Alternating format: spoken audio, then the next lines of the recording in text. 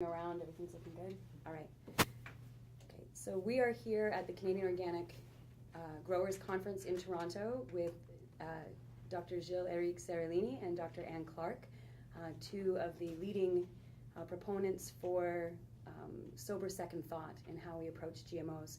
We're really excited to have both of you here. Would the two of you be open to just discussing amongst yourselves this idea of scientific dark ages and this notion of the death of evidence and the attack on science and the way industry is using science for political ends?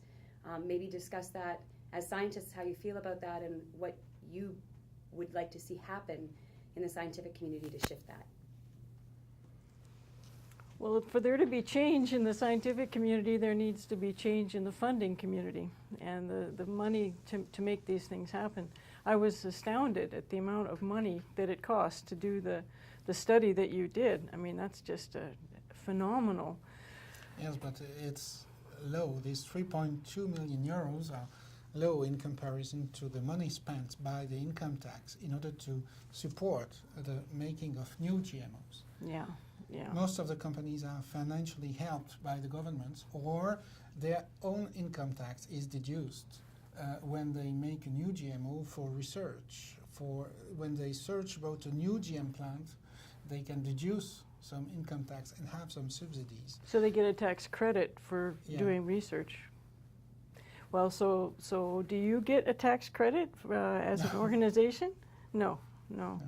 I cannot even imagine a Canadian, any group of organizations in Canada coming up. We research, we don't pay tax. Yeah, I can't imagine any group coming up with that kind of money to do that kind of high caliber study. And I guess the other thing that I worry about is it takes real nerve to do what you do. You have to be willing to accept this tremendous harassment, this tremendous hostility and most people can't do it. Most scientists won't do it, especially young ones.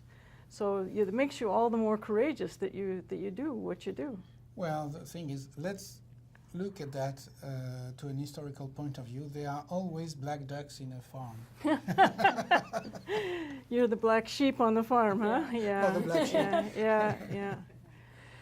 Yeah, I think one of the words that you hear a lot in Canada is science-based evidence. Yeah. Science-based evidence. And I wonder if they paid somebody to come up with that term, because it actually means the opposite. It means we get to pick which pieces of science, and if it isn't within our then it's not science. And what you're doing is actually going back and doing the proper science, the kind of thing Arpad Putzai got crucified for, that so many of these people that really do it right and come up with contrary information, That's why I can continue to speak, because I have a lot more papers than they have, and a lot more paper than the agency have, scientific papers and scientific evidence, in order to authorize these products. And I'm fascinated to see that the agency says science-based evidence, but it is not transparent at all. So it's not scientific first. It's like a religion. And then they don't want to give the raw data and then don't want to say exactly what they have made. So it cannot be science-based unless you trust the chief of the church. Yeah. So do you, as you're continually publishing and as the research evidence is mounting, are you seeing any sign of smartening up of EFSA or the other regulatory agencies? Are they starting to say, well, maybe we should back off? Because it often looks to me like there's just an awful lot of ego wrapped up in backing up the decisions they made 20 years ago, and they just don't want to admit they were wrong. In EFSA, for instance, we analyze the process very much, and it's not only ego, it's the same ego than industry. Because, for instance, Diana Banati, the president of EFSA, was supposed to be independent. EFSA is the European Safety Authority, the regulatory authority.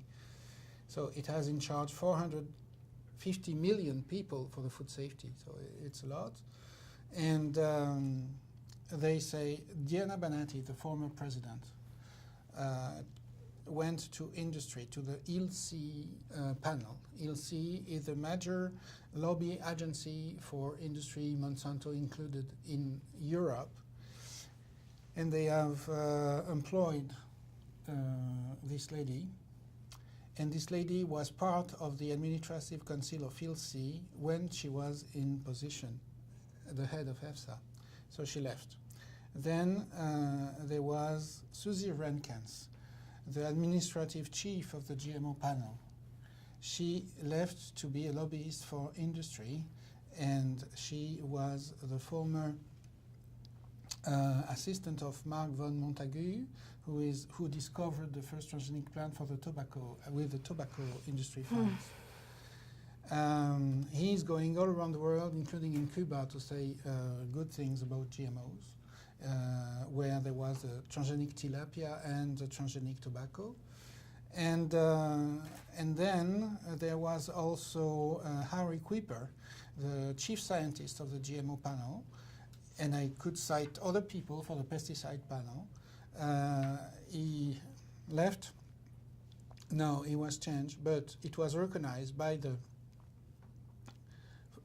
director of EFSA that he was not independent because he was paid during several years on a contract in order to settle the rules for assessing GMOs. And he said, well, the substantial equivalent is enough. You're not obliged to do in vivo tests, and anyway, no more than 3 months. 3 months is... so they are all saying the same thing together with industry. And you know, the problem is that they are not obliged to publish what they have. So nobody knows exactly what they assess and what is the science for that. And moreover, their mandate is to help industry to develop. They think about themselves like that. It's the same in Canada. The CFIA was set up It's as the both same the in the world. regulator and the promoter. And we've now started to see our revolving door happen. We have one of our chief regulators has now, at the last meeting I was at in Ottawa, I was sitting with Lucy, and we found he'd announced he had moved from that job. He's going to, I think it was CropLife or one of the, yeah. So even in Canada now, where we've always had that sort of naive next door cousin image of not being quite as corrupt as everyone else, we are now in the exact same boat where we have an open example of that. And that certainly is all kinds of examples of that in the U.S. as well. Do you know how you see the corruption? There is one simple thing, and there is not one agency around the world which is naive for that. They say that the chemical composition can be used for the nutritional assessment and the toxicological assessment. And if that was true, cyanide will be like proteins because it do contain carbon and nitrogen.